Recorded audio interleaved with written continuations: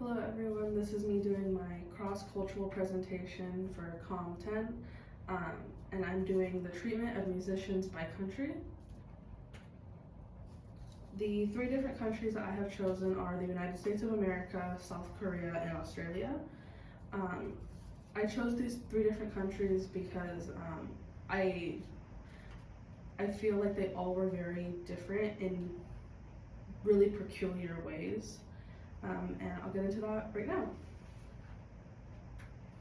Okay, so first off, the United States of America. So I chose the United States because here we bring out the majority of the pop stars throughout the world, but I wanted to take it to a deeper level. So in the United States, we value individualism and the American dream. And so it is not uncommon for many of our people to pursue the arts, unlike Eastern countries. And a big reason I feel like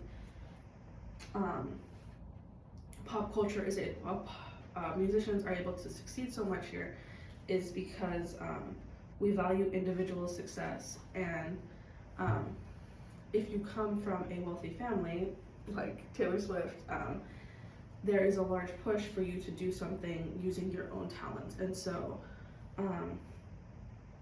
kids coming from rich families are heavily pushed to pursue something in the arts. And it is because we value pop stars to an overextending amount. Many of our pop stars are millionaires, and a few, like Taylor Swift again, are billionaires. It is something that if you have the right team, you have the right voice, you have whatever you need, you can be one of the most successful people in the world because of it. We have the record companies here. We have topped the charts a lot, and so we treat our musicians extremely well. But eventually, due to consumerism and idolization, once people become too famous, we start to take away their individuality, which is one of America's core values. In Cole's America Values, the value of materialism, we make these artists become the materials. We take away their humanity. It is very common for them to become so idolized that they are materialized, which goes further than just merch. It goes further than just them selling out tour dates. They become a brand, which can be an issue because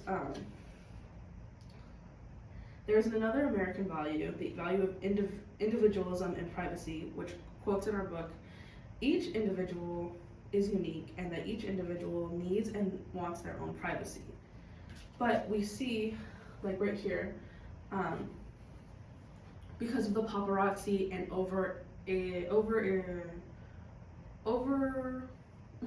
because of the fan bases and the paparazzi, we tend to think that we deserve to know everything about these individuals because we're taking away their humanity and one of the American core values. We harass them, they get stalked. It is such a problem in America. So yes, while many of the American stars become rich and famous and are seen as, like, this may be seen as the best place to make your start and to become a star, it does come with its own set of troubles, as does every country, we will see. So next up, I will be moving on to South Korea. I would define South Korea as K-pop stars, as idolized but overworked. And this is very big news because even though I'm not a K-pop stan, I do know a couple people that are.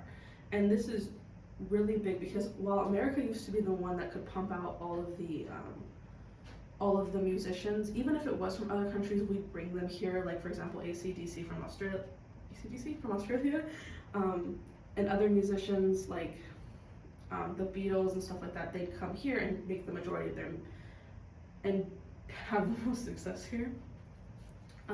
But South Korea created its own new thing called K-pop, and something I find really interesting about K-pop groups is it completely fits into the collectivistic culture and values of social cohesion and social stability. They are very group driven, as most East Asian countries are. So yeah, that's something I found interesting about like K-pop groups, where here we have like a couple bands that get famous. These are just groups, and like they're kind of still in their boy band era, like we were in with One Direction, but they keep it going, and that is how the majority of their musicians are. They have to start out in a group before they become individual artists.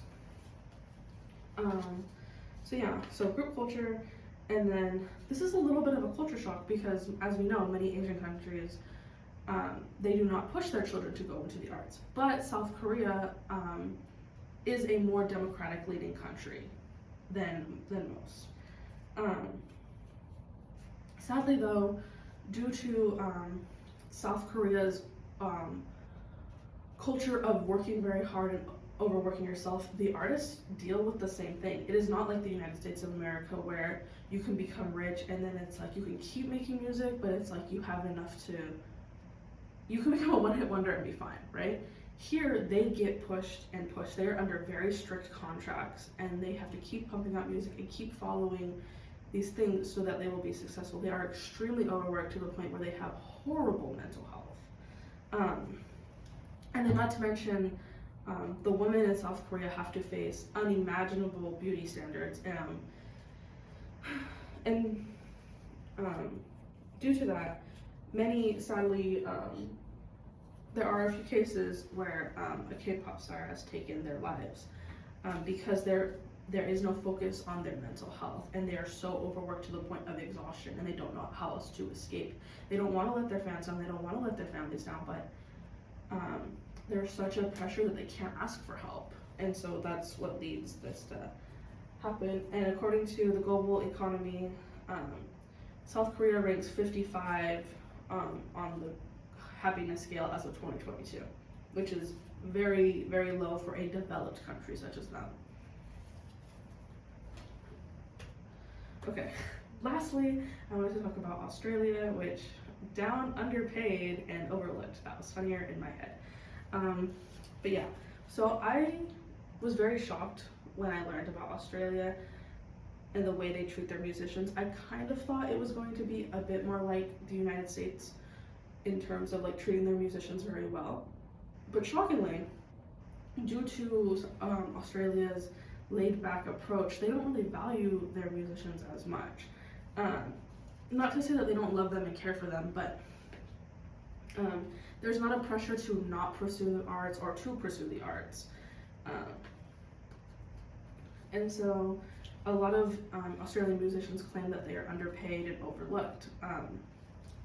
And like, so for example, Troye Sivan, who is one of Australia's current most famous artists, he actually has a deal signed with Capitol Records, which is located in Hollywood, United States of California, or and that is what happens. A lot of Australian stars have to come to the United States, as many countries do, have to come to the United States to get record deals and to get labels and to become as famous as they are.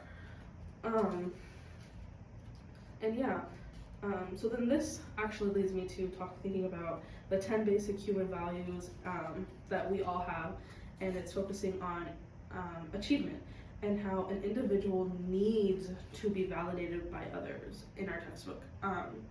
And sadly, that is not what a lot of Australian artists get. They are very overlooked unless they have the means or success to take them to other places to try to get signed.